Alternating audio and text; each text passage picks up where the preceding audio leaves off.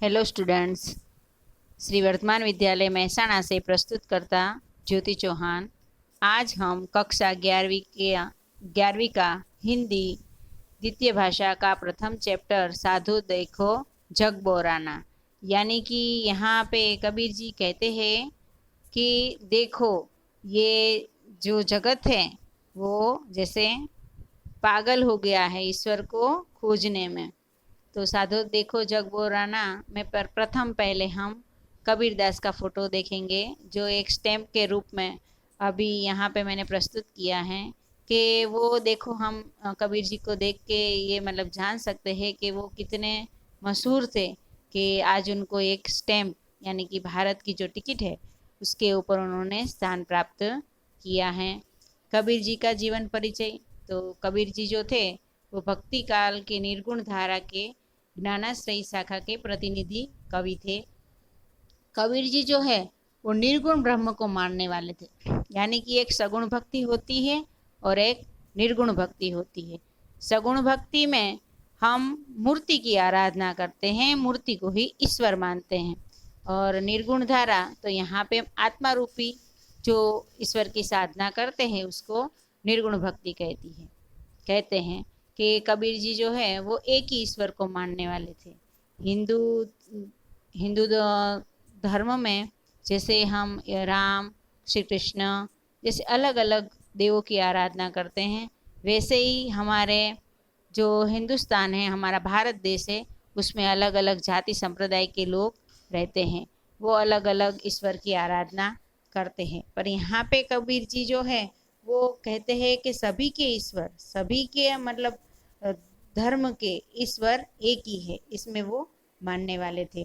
कबीर जी जो है वो अंधविश्वास, धर्म पूजा के नाम पर होने वाले जो बाह्याडंबर थे उसके विरोधी थे।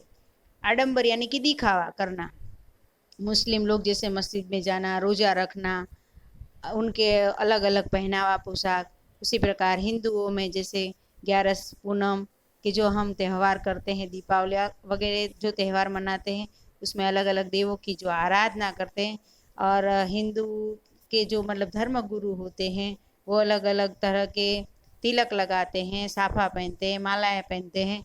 उससे उनके पोशाक से जाना जाता है कि ये हिंदू है, ये मुस्लिम है। तो ये जो बाह्य आडंबर है यानी कि जो बाहरी दिखावा है, इसके खास विरोधी थे वो। वो काशी का जुलाहा, मतलब काशी का जुलाहा यानी कि काशी के रहने वाले, और जुलाहा ज्ञाति के थे। वह दलितों के मसीहा थे। दलितों यानी कि जो दुखी लोग होते हैं उनके ये मसीहा थे। कबीर जी ने कभी शास्त्र पढ़ा नहीं था, वो मतलब फिर भी वो ज्ञानी कहलाए, यानी कि उनका ज्ञान है वो सर्वोपरि था। कबीर जी का ज्ञान सर्वोपरि था।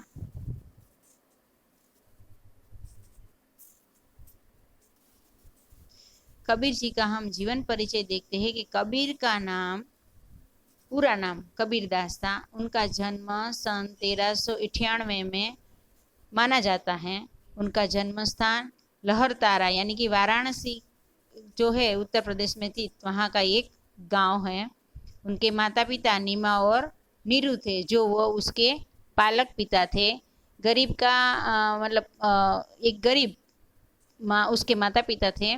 कबीर जो हैं उनका पालन पोषण एक गरीब मुस्लिम परिवार परिवार के जो नीमा और नीरू ने किया था। ये ज्ञाति से जुलाहा थे, और नीमा और नीरू उनके माता पिता थे या नहीं इस संबंध में भी मतभेद है। ऐसा माना जाता है कि वाराणसी के लहरतारा में संत कबीर मठ में एक तालाब जो था उसमें से नीरू और नीमा जो ये दंपति थे उनको ये कबीर एक तालाब से मिले थे, यानी कि एक तालाब से कबीर को पाया था। और उनका विवाह वाराणसी उनका विवाह वैरागी समाज की लोई के साथ हुआ था। उनका विवाह वैरागी समाज की जो लोई थी, लोई उनकी पत्नी का नाम है, उसके साथ हुआ था। इनके जन्म और मृत्यु और जीवन के बारे में अनेक किंवदंतियां प्रचलित है। जीवन परिचय में हम देखें कि कबीर के गुरु तो रामानंद थे।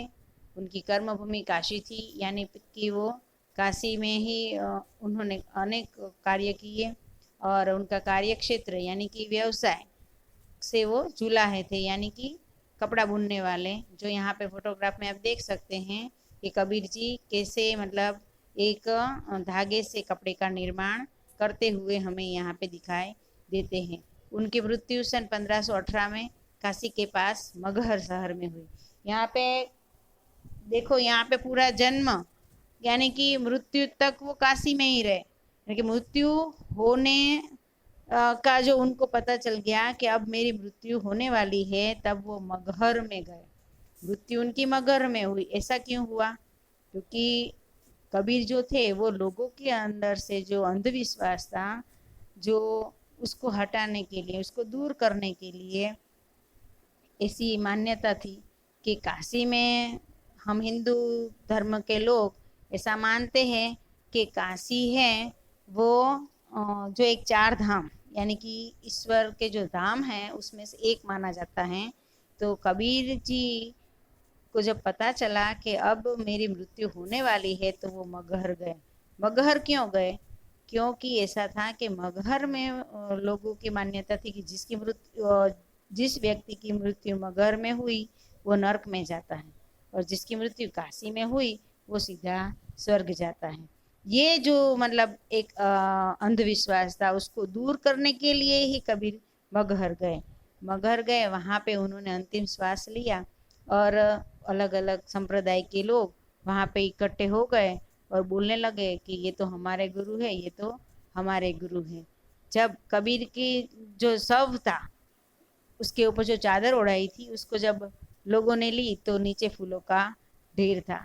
तो अलग अलग संप्रदाय के लोग वो फूल ले गए और उन्होंने उसकी अंतिम क्रिया की। अलग अलग संप्रदाय की जिस प्रकार होती है उस प्रकार से उसकी अंतिम क्रिया कर दी उस फूलों की। अब हम देखें कि जीवन परिचय में ही कि कबीर जी थे, कभी उन्होंने शिक्षा प्राप्त नहीं की थी। यानी कि जैसे बच्चे को हम पढ़ाई लिखाई करने के लिए स्कूल में डालते हैं, बच्चा जैसे लिखना और पढ़ना सीखता है, जैसे कभी कबीर जी ने सीखा नहीं था, क्योंकि वो बहुत गरीब परिवार से थे और वो एक मतलब दलित और दुखी थे ज़्यादा। तो कभी उन्होंने नहीं कलम हाथ में ली थी, नहीं कभी कागज पे उन्होंने लिखा था।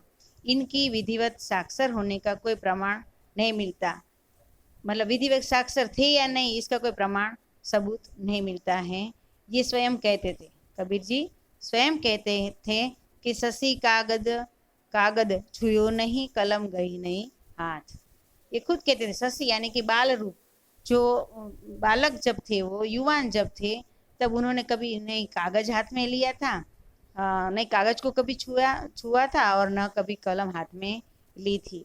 इन्होंने देशाटन और सत्संग से ज्ञान प्राप्त किया। किताबी ज्ञान के स्थान पर आंखों देखे सत्य और अनुभव को प्रमुखता दी। यानी कि देशाटन, देशाटन क्या होता है कि एक राज्य से दूसरे राज्य में घूमना और वहाँ पे अलग अलग धर्म गुरुओं से मिलना, आत्मा क्या है, ईश्वर क्या है, इसकी खोज करना।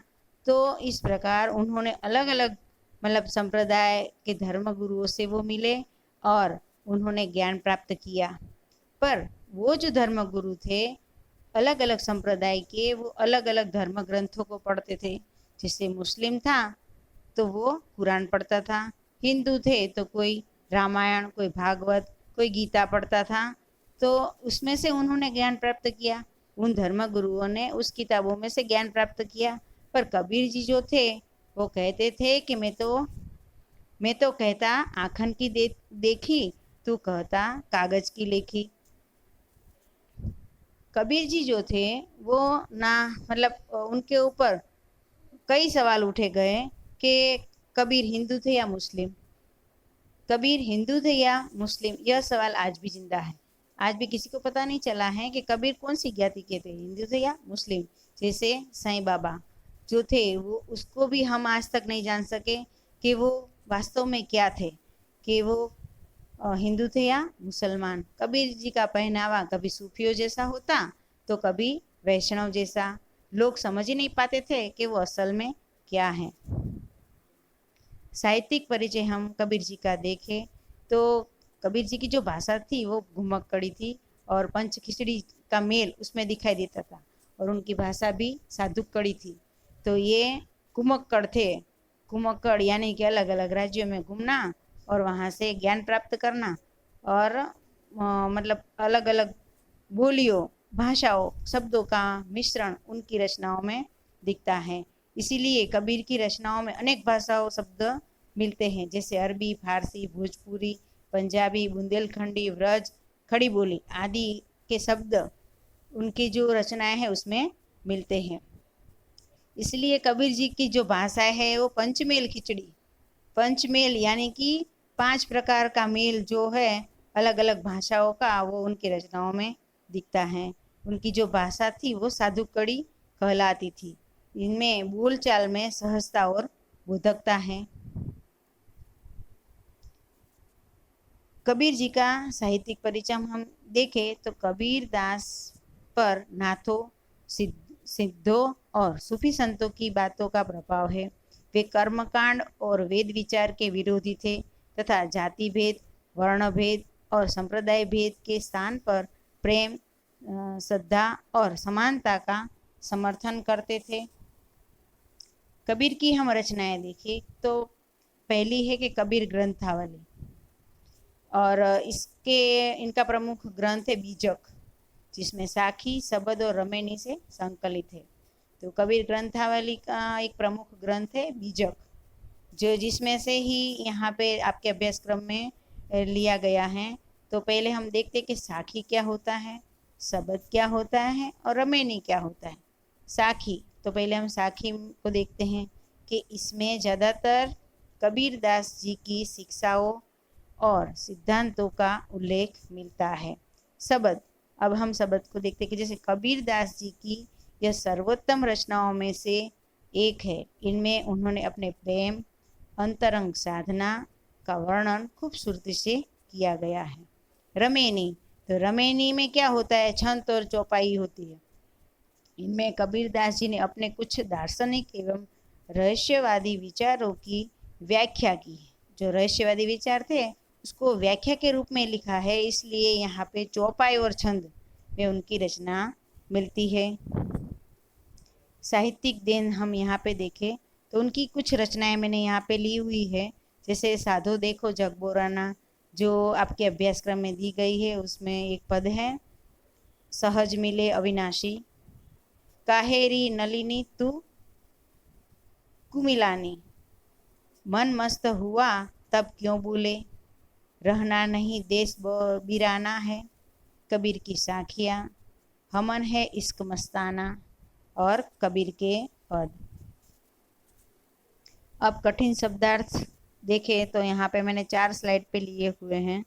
तो वो जो है आपको होमवर्क में, जो हमारे आपकी जो टेक्स्ट बुक है उसके अंदर मैं अभी पद को समझाती जाऊंगी, उसमें ये जो शब्द हैं उसको हम लेंगे, तो वो आपको उसमें नोट कर लेना है।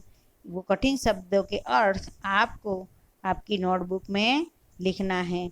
इस प्रकार हम आगे देखते हैं कि जो पद कबीर जी ने आपके अभ्यासक्रम में जो पद लिखे हैं उसका हम यहाँ पे विस्तृत से उसको हम समझेंगे। तो पहला पद है, साधो देखो जगबोराना, साची कहे तो मारन धावे, झूठे जगपतियाना। यानी कि कबीर दास यहाँ पे सज्जनों को संबोधित करते हुए कहते हैं कि यह संसार पागल हो गया है। जो व्यक्ति सच बोलता है उसे यह मारने के लिए दौड़ते हैं, तथा जो झूठ बोलता है उस पर ये विश्वास कर लेते हैं। यहाँ पे लोग जो हैं वो मतलब जो सच बोलने वाला व्यक्ति है उसको मारते हैं, और जो झूठ बोलता है उसके ऊपर वो विश्वास कर लेते हैं। साची कहो तो मारन धावे, साची यानी कि सच बोलो तो मारन धावे, मारन यानी कि मारने, धावे यानी कि ये संस्कृत शब्द दौड़ना, दौड़े। झूठे जगपतियाना, ये जो पूरा जगत है ये झूठ पे विश्वास कर लेता है।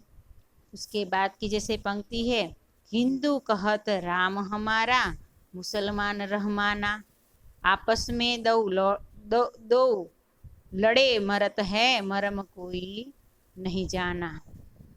हिंदू कहते हैं कि राम हमारा है और मुसलमान कहते हैं कि रहमान रहीम, रहमान यानी रहीम।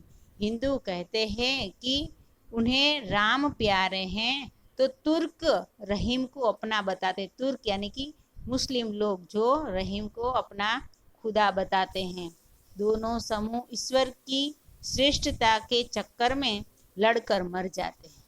वो हिंदू कहते कि हमारा ईश्वर श्रेष्ठ, मुस्लिम कहते हैं हमारा ईश्वर श्रेष्ठ, तो इसके चक्कर में दो लड़ मरत हैं, परंतु किसी ने भी ईश्वर की सत्ता के रहस्य को जाना नहीं है। कोई भी इस ईश्वर के रहस्य को जान पाया नहीं है।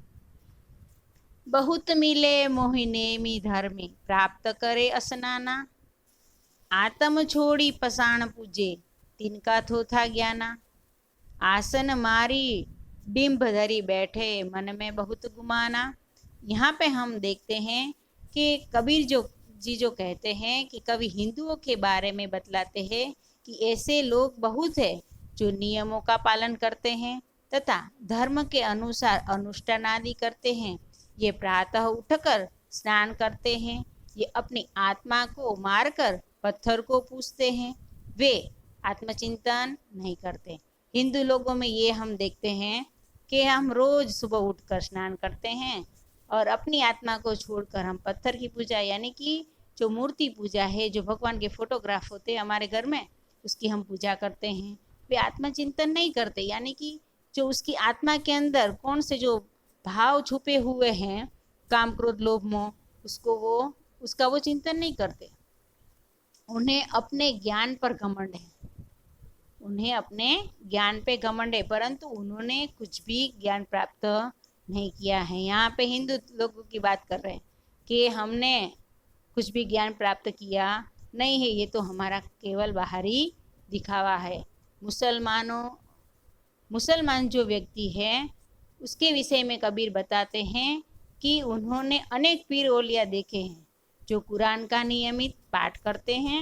वे अपने शिष्य को तरह तरह के उपाय बताते हैं, जबकि ऐसे पाखंडी स्वयं खुदा के बारे में नहीं जानते हैं। आपने देखा होगा कि अलग अलग दरगाहों में पीर और औलिया की जो कब्रें होती है और उनके जो धर्म गुरु होते हैं और वो कुरान का नियमित पाठ करते हैं और ऐसे मतलब उनके शिष्य को तरह तरह के उपाय बताते हैं। पर वो जो पीर औलिया हैं उन्होंने खुद उन्होंने कभी ईश्वर को देखा नहीं है, खुद वो ईश्वर के बारे में कुछ जानते नहीं हैं। वे ढोंगी योगियों पर भी चोट करते हैं, मतलब जो ढोंगी लोग होते हैं, जो ये योगी होते हैं, योग यानी कि धर्म गुरु, उनके जो आसन लगाकर अहंकार धारण किए बैठे, आसन लगाकर यानी कि अलग अलग धर्म संप्रदाय में देखते हैं कि उनके अलग अलग बड़े गुरु होते हैं, तो उन्होंने क्या किया है, एक आसन धारण कर लिया है कि ये हमारे श्रेष्ठ गुरु है और उनके मन में बहुत घमंड भरा पड़ा है। जो धर्म गुरु है उनको घमंड है कि मैं तो इतने लोगों का गुरु हूँ। तो ऐसा जो मतलब बाह्याडंबर है, इसका विरोध करते हुए कबीर ने कहा कि मैंने तो ऐसे बहुत नेमी धर्मी वाले जो धर्मगुरु देखे, जो मतलब अपने धर्म पे मतलब बड़े आसन धारण करके वो बैठे हैं। उन्होंने कभी अपने आत्मा को नहीं जाना और उनका ज्ञान है वो क्या है, खोखला है, और वो आसन लगाकर डिम्ब धरी वो बैठा है, मतलब अभिमान है उसके अंदर कि मैं तो इस संप्रदाय का धर्म गुरु हूँ। उसके बाद का जैसे पद है कि पीपर पाथर पूजन लागे, पीपर पाथन पूजन लागे तीर्थ बरत बुलाना, पीपर पाथर पूजन लागे तीर्थ बरत बुलाना, माला पहिरे टोपी पहरे छाप तिलक अनुमाना, साखी सबे गावत भूले आत्म खबर न जाना। यहाँ पे कबीरदास जी जो कहते हैं कि पीपर पत्थर को पूजने लगे।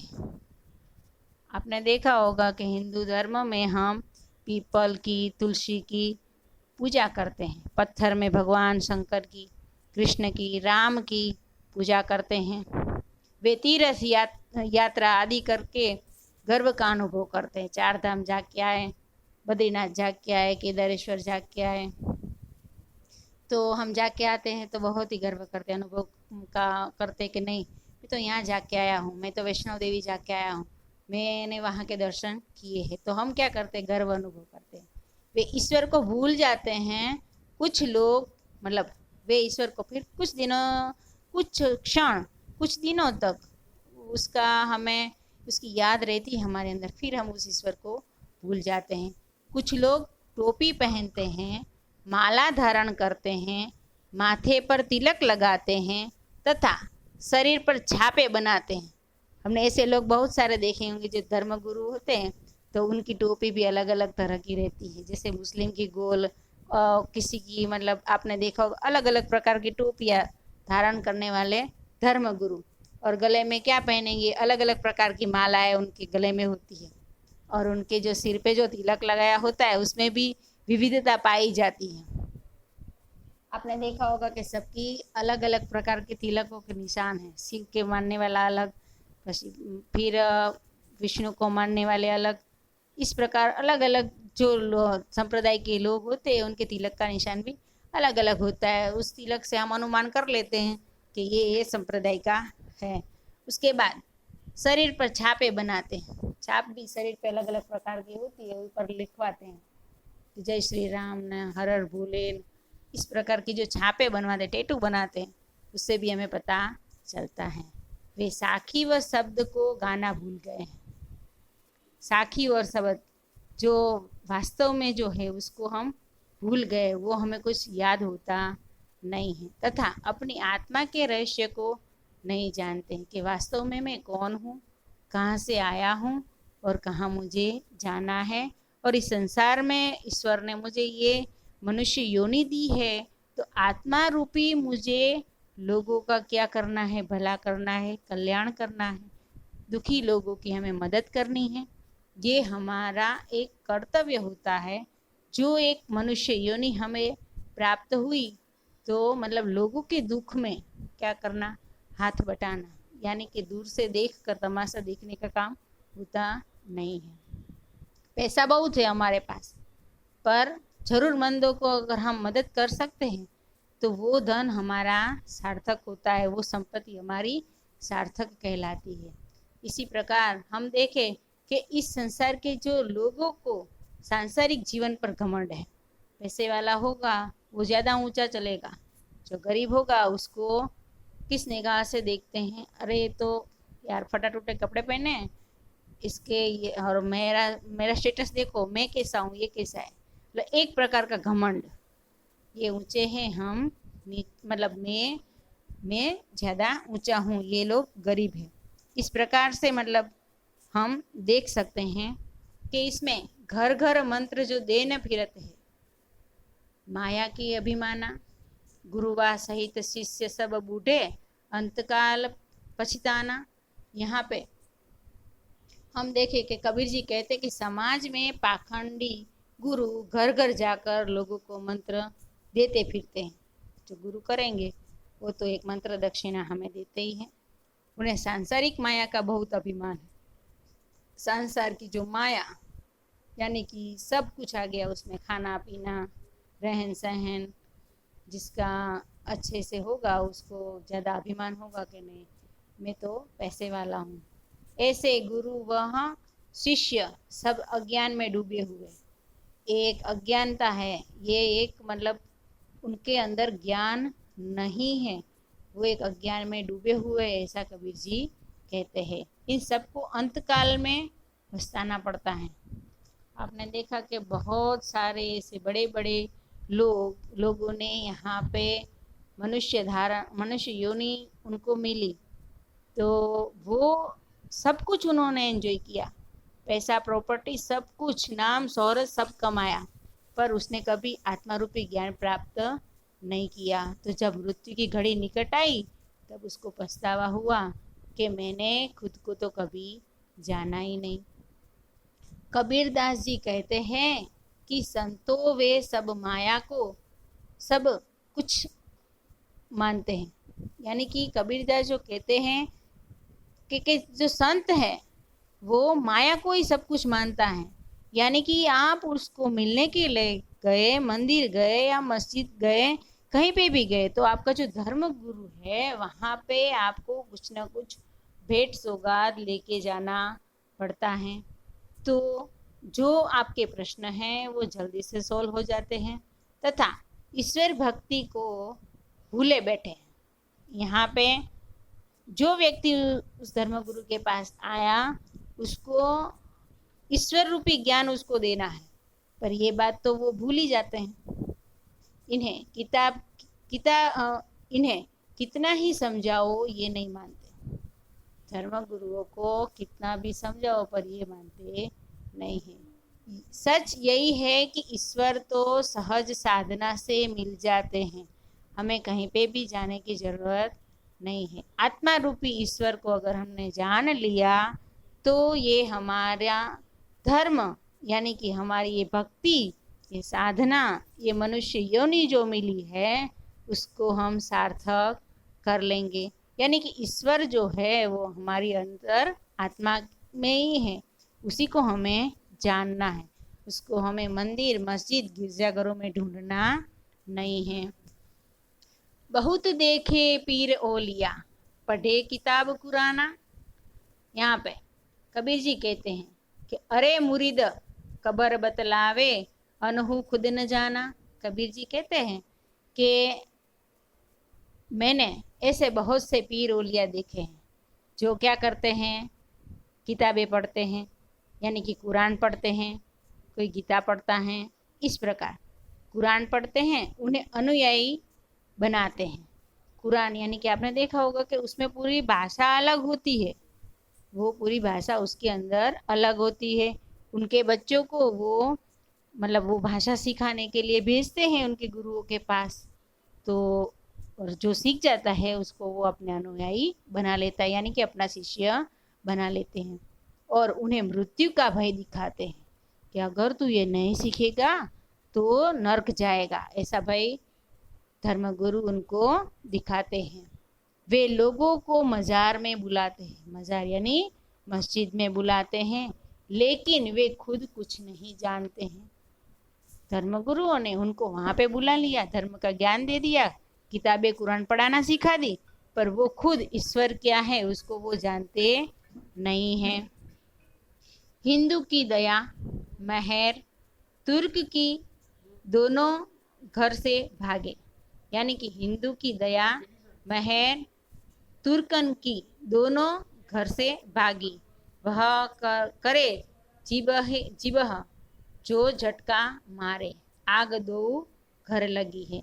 यहाँ पे कबीर जी कहते हैं कि हिंदू की दया महर, तुर्कन की दोनों घर से भागी।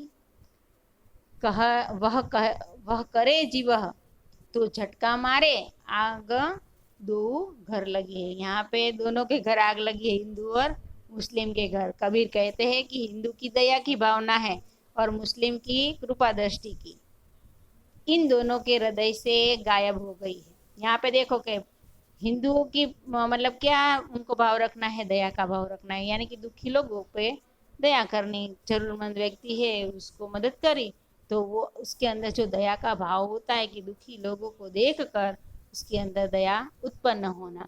और मुस्लिम का भाव होता है कृपा दृष्टि, उनका भाव क्या है, कृपा दृष्टि।